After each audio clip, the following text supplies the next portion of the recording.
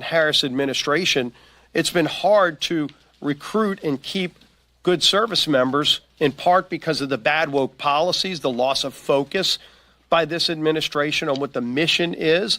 And we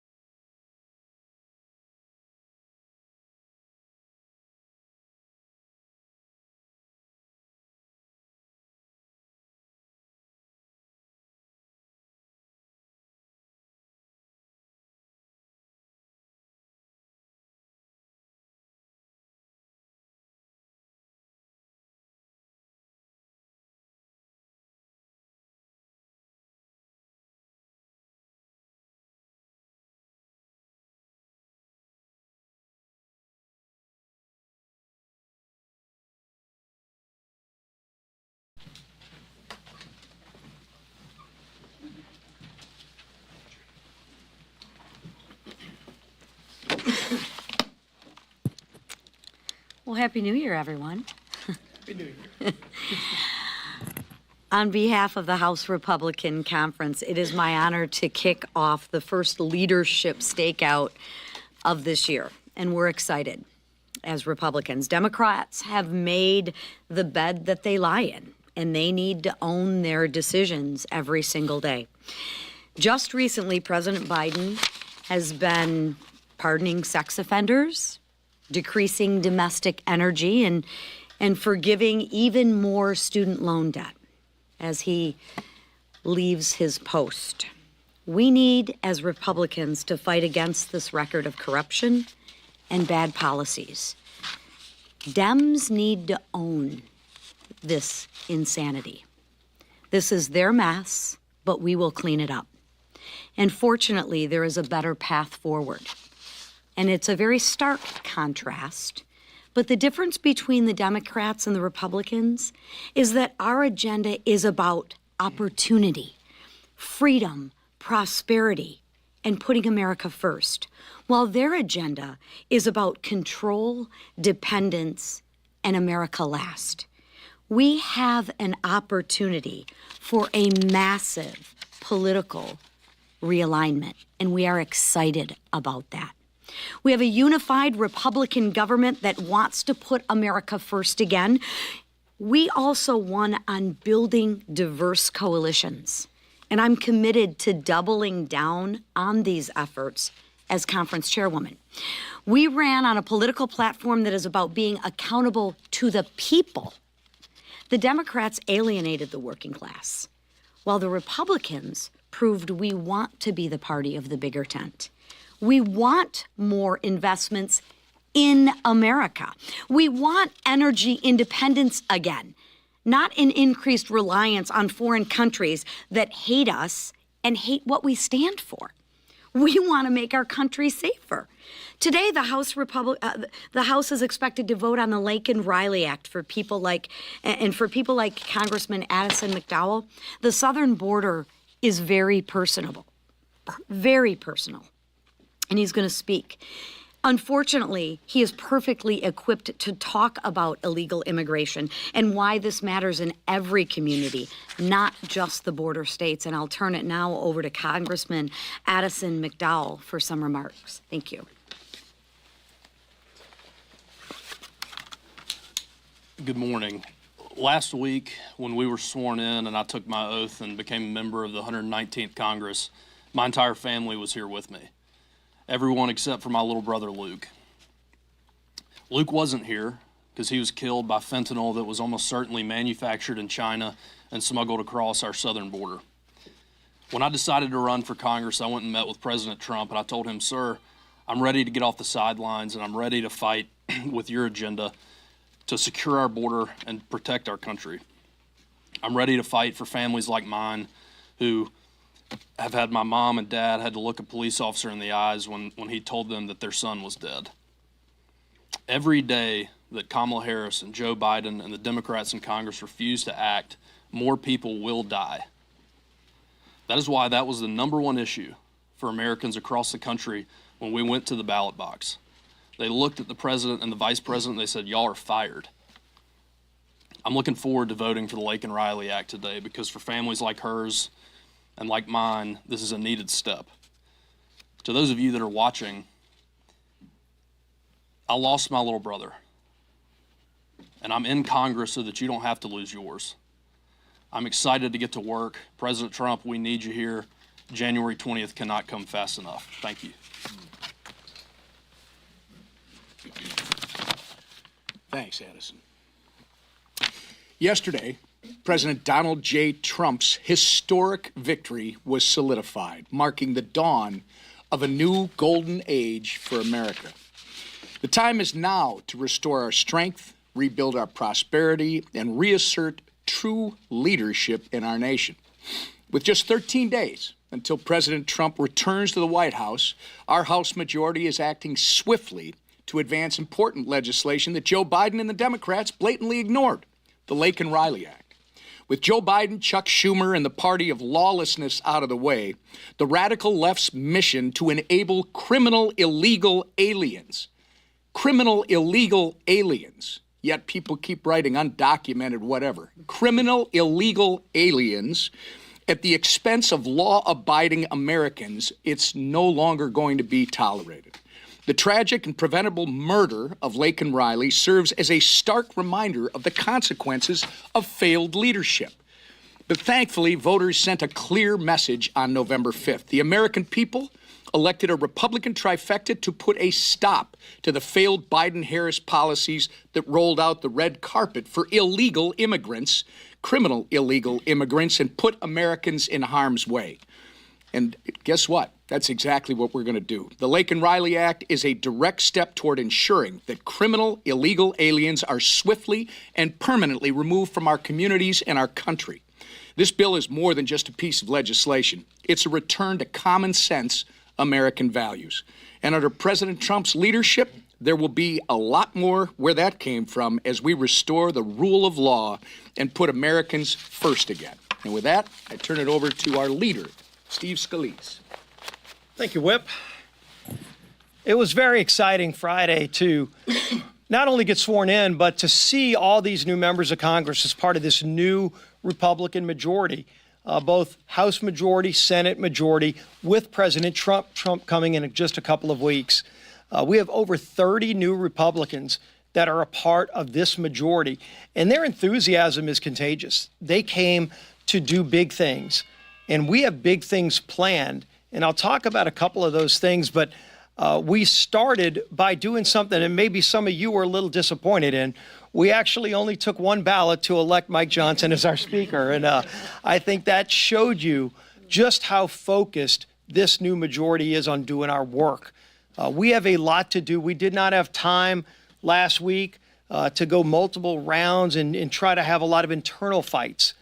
While we might have internal disagreements along the way, we are going to be focused on the people's business, and we have a lot of work to do to fix the mess, as Lisa pointed out, that Joe Biden, Kamala Harris, and the Democrats have left behind. Just look what Joe Biden did a couple of days ago. Puts out another executive order to make it harder to produce American energy. Another kick to the gut of hardworking families. Those people in the middle class, he talks about the middle class, he talks about hardworking people. And yet he passes policy after policy to kick them in the gut and raise costs on them. Those actions on energy, anti-American energy policies, will raise costs even higher on those families who can't afford it. The good news for those families is help is on the way. We are starting the budget reconciliation process. We are already working with committee chairs. We've been doing this for months, but now we're doing it in a very direct way. We've worked with President Trump to make it clear that in February we're going to get our budget on the floor. The committees will be working by March to actually get the policies in place to not only secure the border, to get good energy policy in place, to reverse a lot of these radical regulations that are crushing families across America, but to just get Washington to have some common sense again, as President Trump has talked about, and then to move that through the House by April. By Easter. It's an ambitious agenda, but it's an agenda that all of us signed up for. We're starting today with the Laken Riley Act, a bill we passed last Congress, but Chuck Schumer made it clear he was not going to allow through his far-left radical Senate. Well, now we have a new Senate, and John Thune wants to move that bill as early as this week. So that is good news to people like Addison.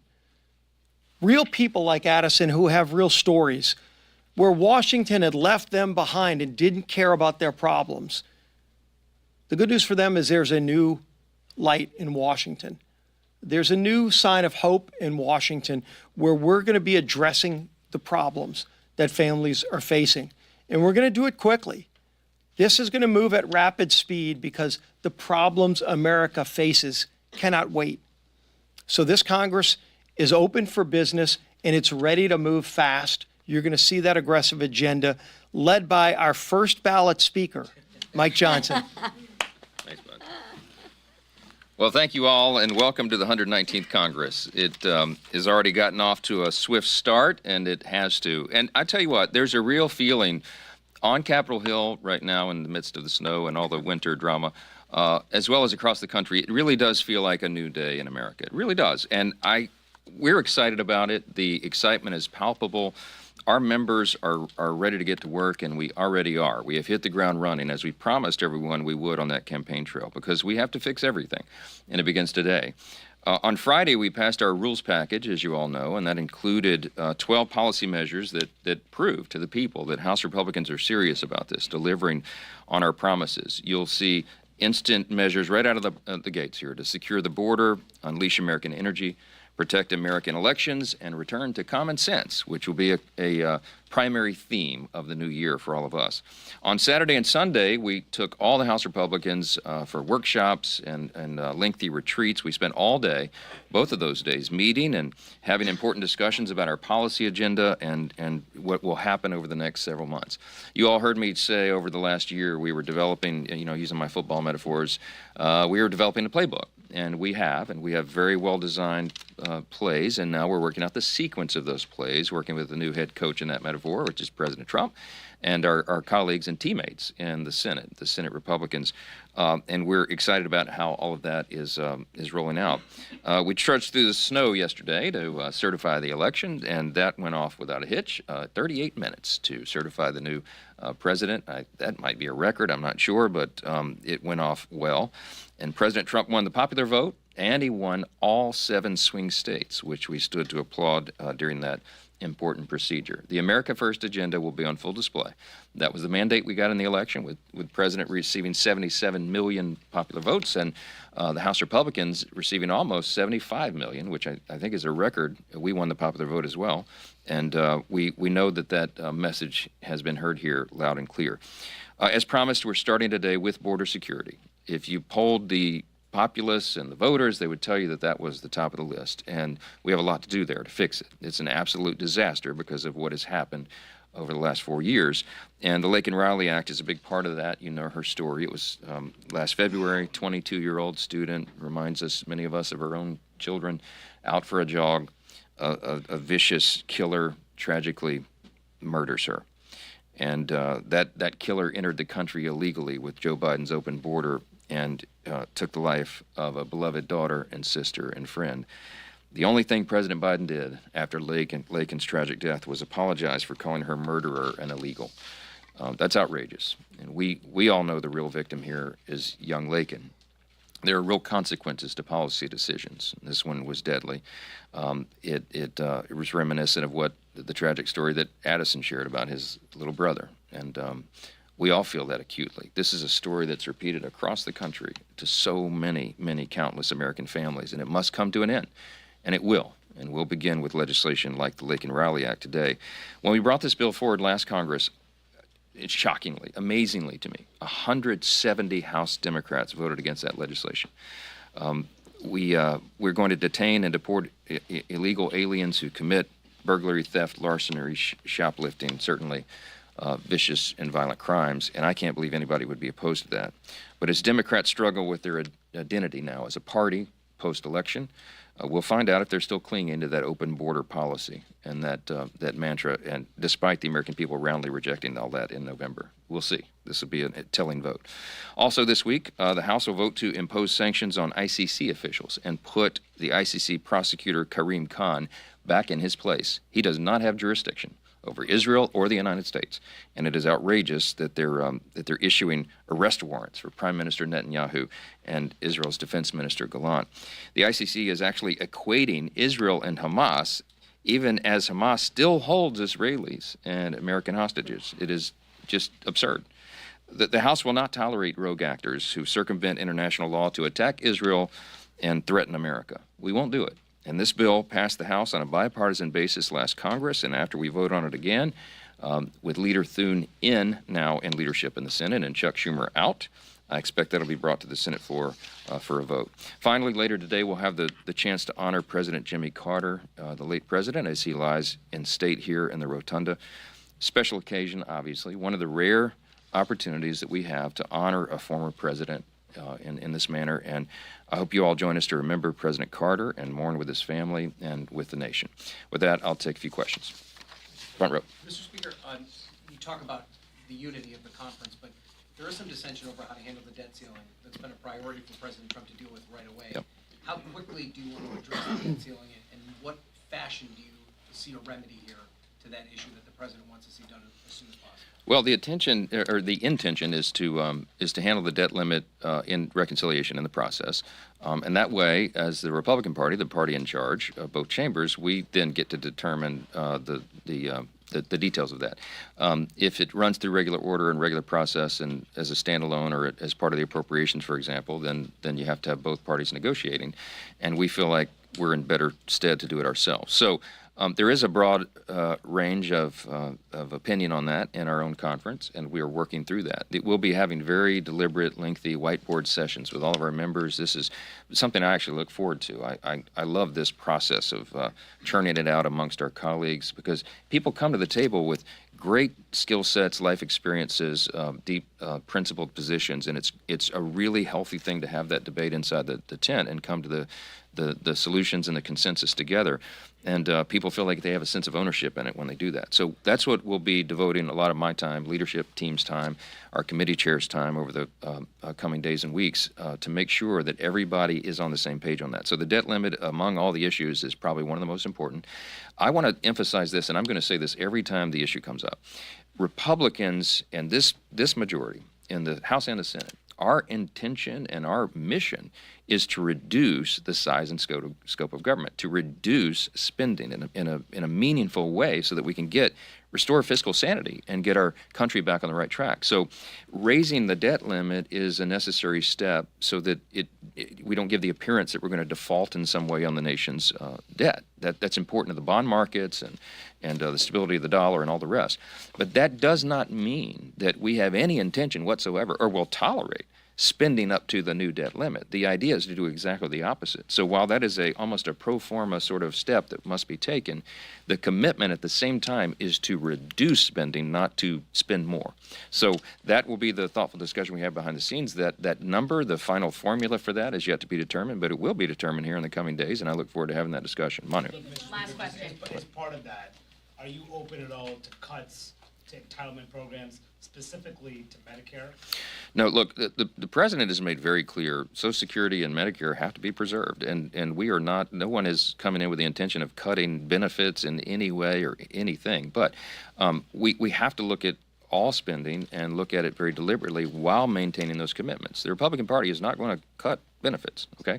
We've made that very clear over and over and over, and that's the commitment of the White House and the commitment of this Republican conference. We do know, however, at the same time, there are many, many areas of fraud, waste, and abuse. The government is too large. The agencies are too many. They have too many divisions and employees and all the rest. And there will be a very deliberate auditing of all of that in various aspects as we go through the process. The DOGE initiative, the project, is going on simultaneously, and we'll be dovetailing all that together. So our intention is to, by the end of this Congress, to show the American people we brought the government back down to a measurable state, so to speak, right? That it works more efficiently and effectively for the people, and the way you do that is to get back to the original intent, the primary roles of the federal government, and that's been expanded too much. The government has expanded too much over the last years. I'll take one more back row. Yes, ma'am. Yes, ma'am. Thank you so much. The Atlanta Journal-Constitution. When the Lincoln Riley Act was on the floor in the previous Congress, a lot of Democrats said they weren't voting for it because they supported the bipartisan bill that we know that President Trump opposed. What is your response to how or will you work with Democrats on something more comprehensive that could get bipartisan support? Yeah, the Lincoln Riley Act was bipartisan. Leader Scalise is reminding me behind me, 37 Democrats did vote for that. Did you notice that 100 or someone... 170 voted against it. And I think they put politics ahead of principle. And we're going to find out where they stand on this now. Look, we have every intention of doing really important bipartisan work in the Congress. To be frank, I was heartened when Leader Jeffries, in his opening remarks before he introduced me to give my speaker's speech, that he noted some of this. He noted border and other things. We'll see. It can't be just empty rhetoric. It's got to be action, and we're going to give them the opportunity to take action with us. Look, we welcome with open arms any Democrat who wants to help us solve these problems because the American people demand and deserve it. It's overdue, and we'll be looking for that, and we'll see how it shakes out. Thank you all. Thank you. Happy New Year.